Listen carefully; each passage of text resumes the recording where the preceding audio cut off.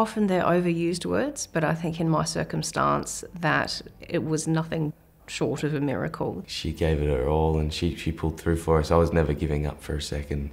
There was no way I was stopping. We were getting her back there on the beach.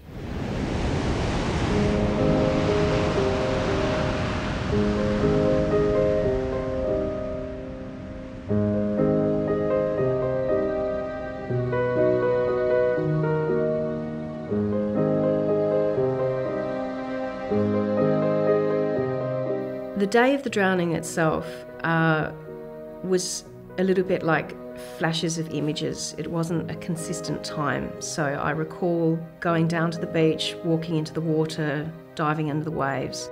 I was swimming about 20 metres out from the beach and I saw a young lady, I thought she was looking at fish actually.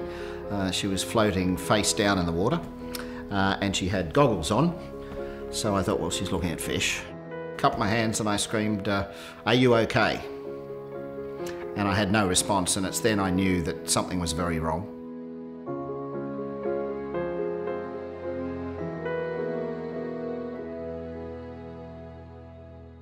There was a man running up the beach from the northern end, and this wasn't an exercise run. This guy was running full pelt, so in my profession that's generally an indication that something is up. He came up huffing and puffing and pointing down the beach to where he'd come from, blue lady, and I, at that time, had no idea what he was talking about. At that point I saw a lifeguard running down to the water's edge with bags in his hand, and I knew at that point that something serious was happening. So I went running over and went rushing through the crowd, and I said, "I'm a doctor, can I help?" There was a lady, literally blue, laying flat out with a bit of foam coming out her mouth and just completely grey in complexion across her body with a blue face and blue lips. And at that point I just realised we've got ourselves a serious issue here. He was doing the chest compressions and I was doing the airway and the ventilation. And we just had at it. There was no stopping us. We were set on a mission and there was no way we weren't getting her back there on that beach. Even though I'd never met Luke, and even though it was a period of only a few minutes, we were working together, and we probably weren't thinking it at the time, but we were. By the time we had the defibrillator on and attached was probably maybe 7 to 10 minutes into the resus. We had everyone step back, but due to the fact that she had no shockable rhythm, which means she was flatlining, it didn't shock the first time or the second time. Luke just kept going. And he went going with a ferocity that busted a number of Cassandra's ribs, but really probably played to saving her life more than any other individual thing. A lot of effort to get that chest nice and compressed, to get that heart pressed in and pumping that blood back around the system after it stopped. So there was a lot of physical effort put in to those compressions, which Cassandra might tell you left her a bit sore, but I think it was all worth it in the end.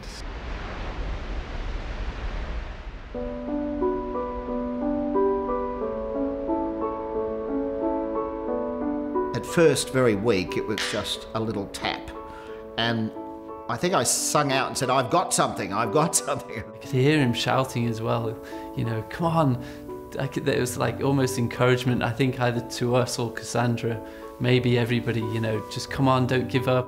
Then there was another beat and another beat, and they were consecutively or consistently stronger as they occurred.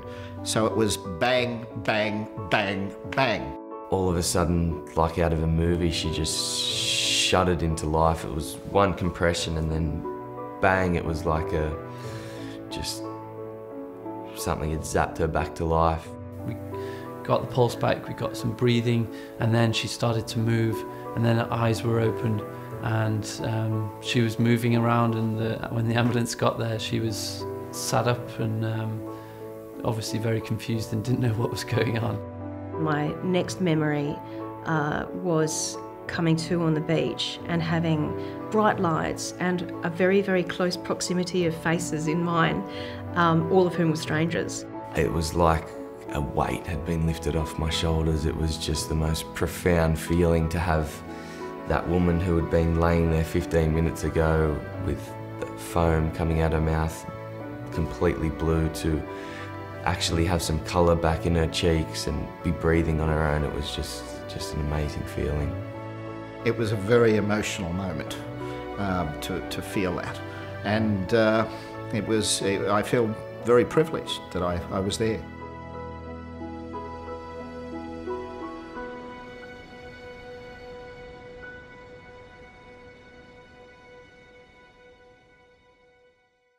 The first time I met Luke was in hospital, and we were both overcome with emotion, and then I met him again in a cafe, and we sat down and just looked into each other's eyes and held hands and cried.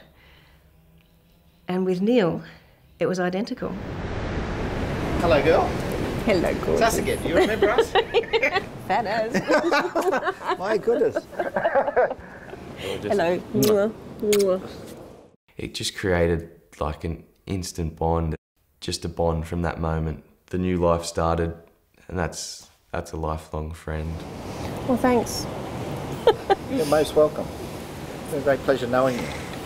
I consider Cassandra one of my closest friends. I trust her implicitly.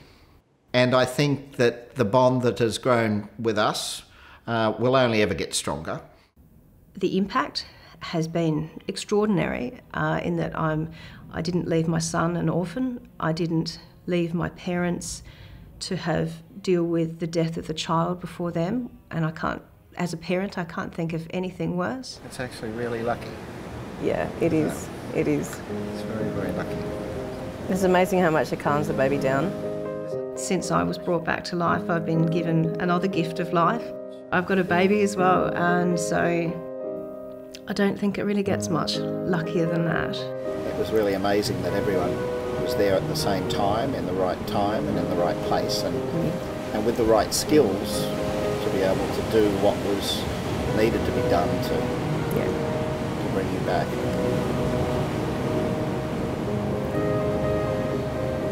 Well, it's good to be back.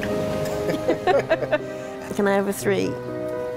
I have a debt to those people, and they can call on me, and I will always honour whatever they want for the rest of my life. What greater gift could you give someone than their life? And I'm extraordinarily fortunate to have had the benefit of all of those people's experience and courage and love to be sitting here now.